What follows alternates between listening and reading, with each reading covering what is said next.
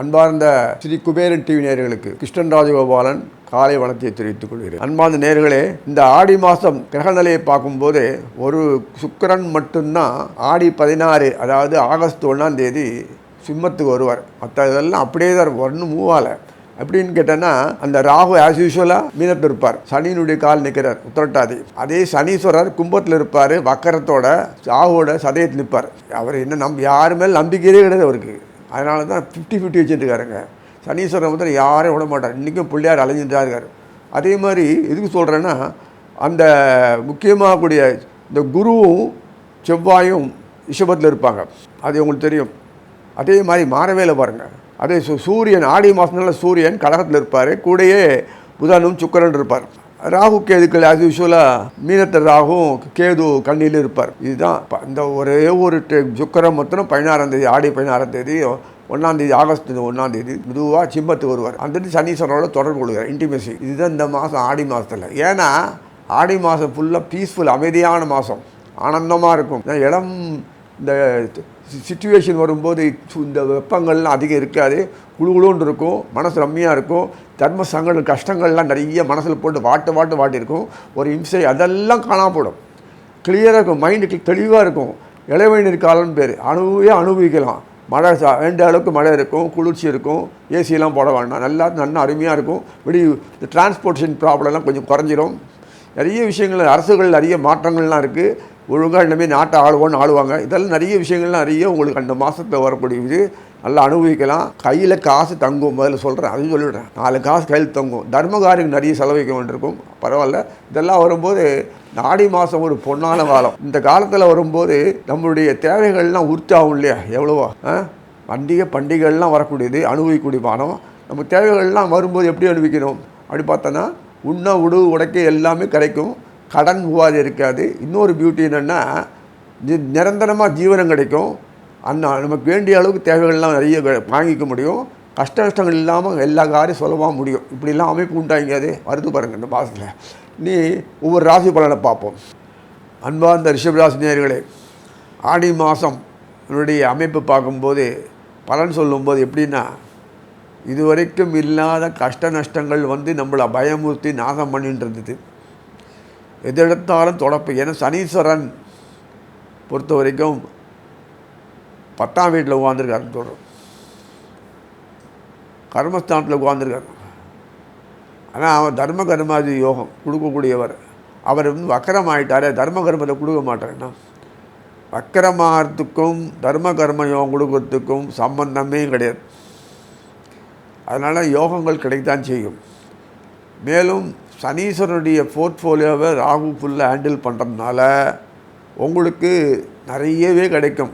இன்வெஸ்ட்மெண்ட்டில் ஏதோ 2, 1000, 100, 10, 20 அதோ வந்த வரைக்கும் மார்ஜின்லாம் அப்படி டார்கெட் போட்டிருப்பாங்க.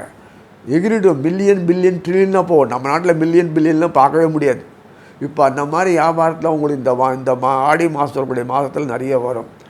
ஏன்னு கேட்குறீங்கன்னா, காரணம் இல்லாமல் அவரும் யோகாதிபதி தான், சனியும் யோகாதிபதி தான்.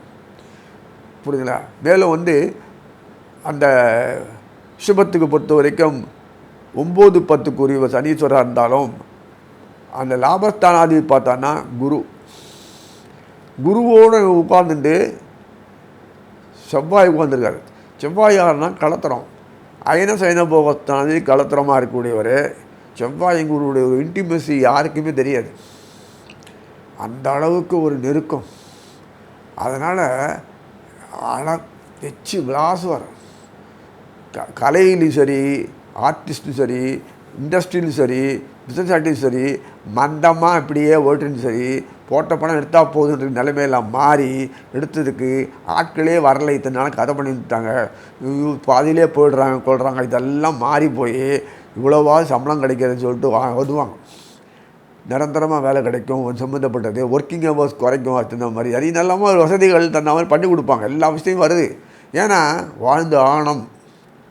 அவங்கள எல்லாருமே பணக்காரனாலும் செல்வந்தர் ஆகணும்னா யார் உழைக்கிறது? எல்லாருக்கும் சாப்பிடணும். அதனால் எதுக்கு நான் வெளியில் சம்பாதிக்க போகலான்னா, வெளியில் போனோன்னா அங்கே இருக்கிறவனுக்கே வேலை எல்லாம் போய்க்கணும். ஒரே வார் பீரியட் தான். ஏஷியன் கண்ட்ரிஸ் ஃபுல்லாக வார். எக்கச்சக்கமாக இருக்குது. இப்போ எலெக்ஷன் அமெரிக்கா அது நடந்து எந்த நாட்டில்னா எத்தனை பிரிட்டிஷ் எல்லா இடத்துலையும் ப்ராப்ளம் தான். இயற்கை சீற்றங்கள் என்னென்ன உண்டு நாசமாகி இருக்குது.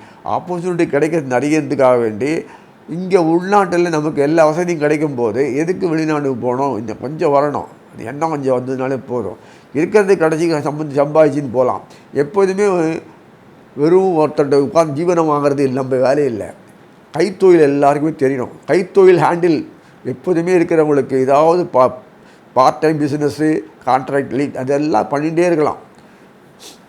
ஒரு இடத்துல மேனேஜ்மெண்ட்டில் ஒர்க் பண்ணால் கூட இந்த ஒர்க்கெல்லாம் நிறைய பண்ணிகிட்டே இருக்கும்போது உங்களுக்கு எல்லா இடத்துலையும் உங்களுக்கு பல்வகை முனை சம்மந்தப்பட்ட எல்லா விதமான விஷயங்களிலும் ஈடுபடக்கூடிய பாக்கியம் கிடைக்கிறது.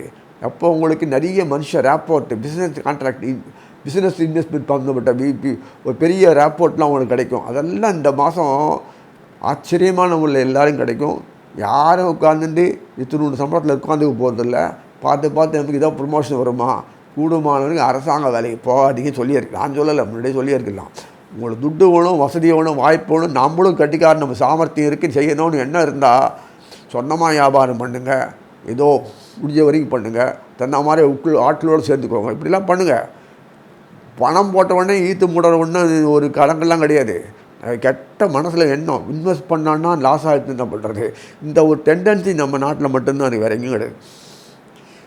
மனுஷனை நம்புங்க, ஒருத்தருக்குள்ளே உங்களுக்குள்ளே தான் பண்ணிக்கோங்க. எல்லாத்தையும் சம்பாதிக்கலாம். ஆர்டிஸ்ட்டு அதுவும் இப்போ டெக்னாலஜி பிரகாரம் ஆர்டிஸ்ட்டு அந்த எக்கச்சக்கமாக இருக்குது.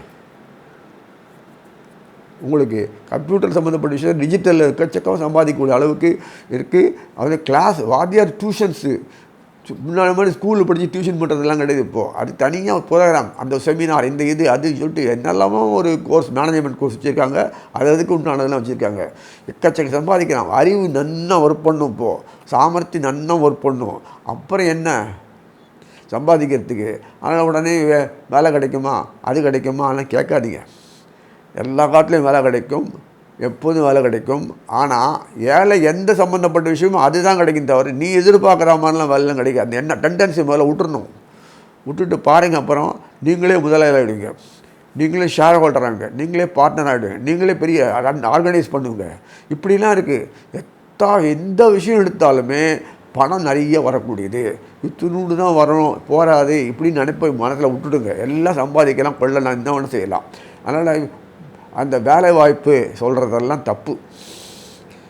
நிறைய ஆப்பர்ச்சுனிட்டி தானாக நிறைய கிடைக்கும் போது அது என்னாமல் நம்ம வேலை பண்ணணும்.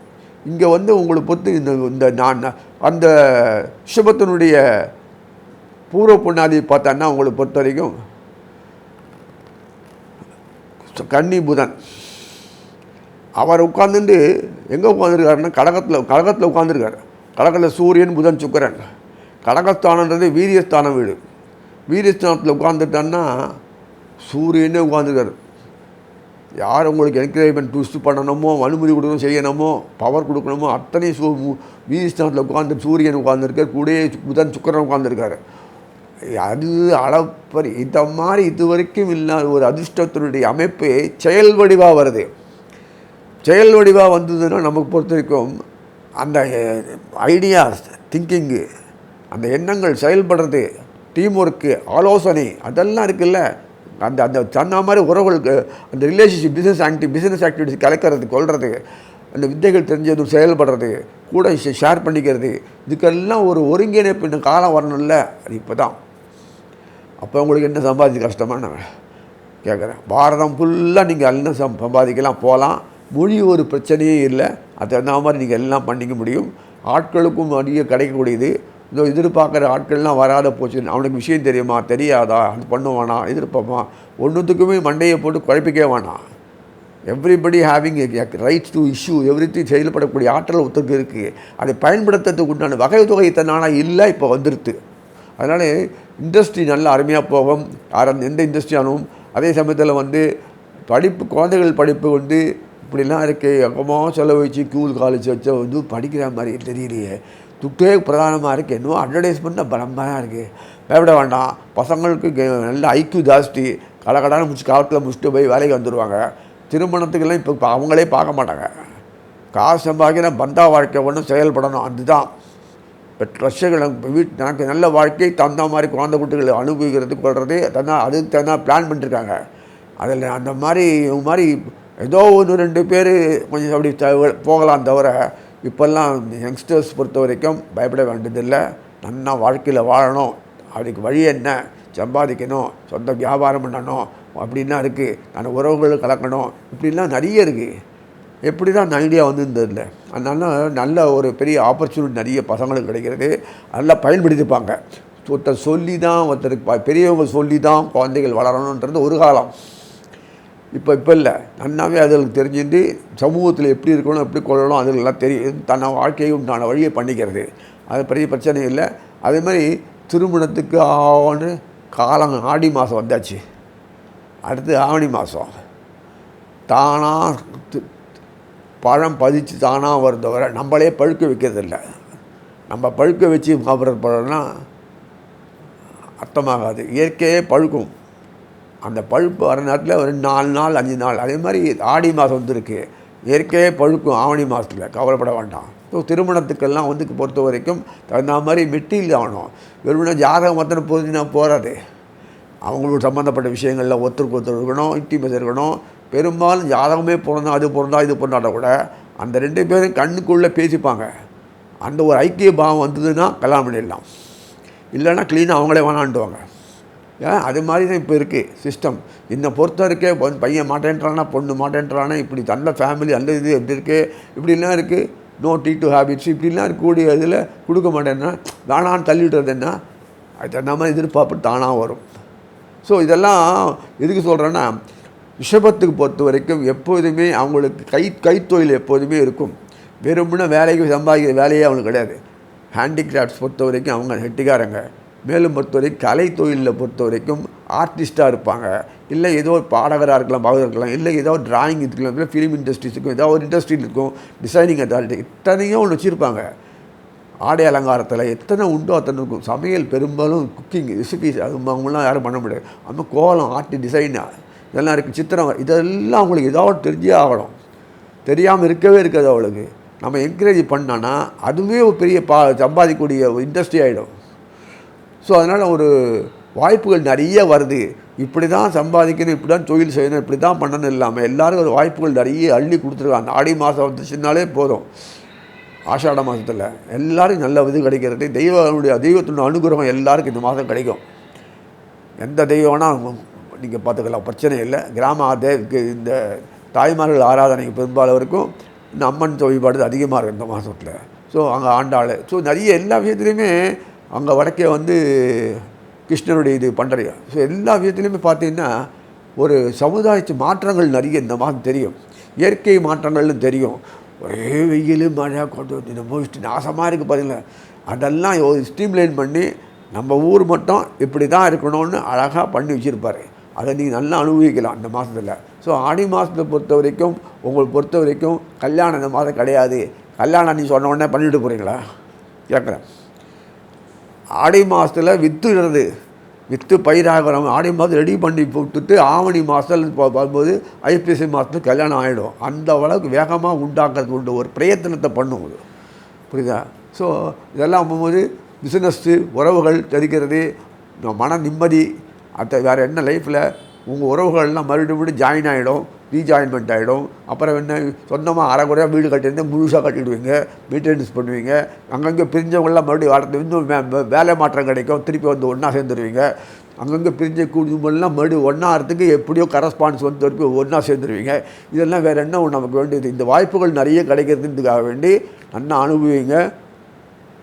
வழக்கம் போல் வேலை கிடைக்குமா, ட்ரான்ஸ்ஃபர் கிடைக்குமா, இது கிடைக்குமா, அப்பாயின்மெண்ட் கிடைக்குமா, அப்போ அப்ளிகேஷன் போட்டால் கிடைக்க மாட்டேங்குது, இன்னும் ட்ரை பண்ணேன், இதெல்லாம் சொல்லாதீங்க. ஆப்பர்ச்சுனிட்டி கொடுக்கும்போது அதுக்கு ஏற்ற மாதிரி நம்ம போனோம் தவிர உனக்கேற்ற மாதிரி ஆப்பர்ச்சுனிட்டி வர தவறுன்னு சொல்கிறேன். அங்கேருந்து சுவிட்ச் ஓவர் பண்ணிக்கோங்க அப்படி.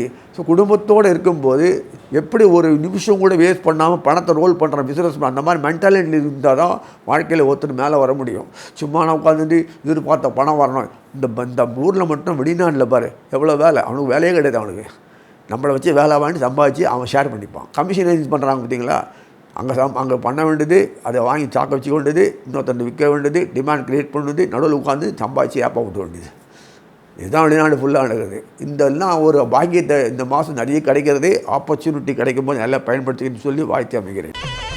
ஸ்ரீ குபேரன் டிவியை பார்த்தமைக்கு நன்றிகள். மேலும் இது போன்ற தகவல்களை தெரிந்து கொள்ள ஸ்ரீ குபேரன் டிவியை சப்ஸ்கிரைப் செய்யுங்கள். மறக்காமல் பெல் ஐக்கானை கிளிக் செய்யுங்கள்.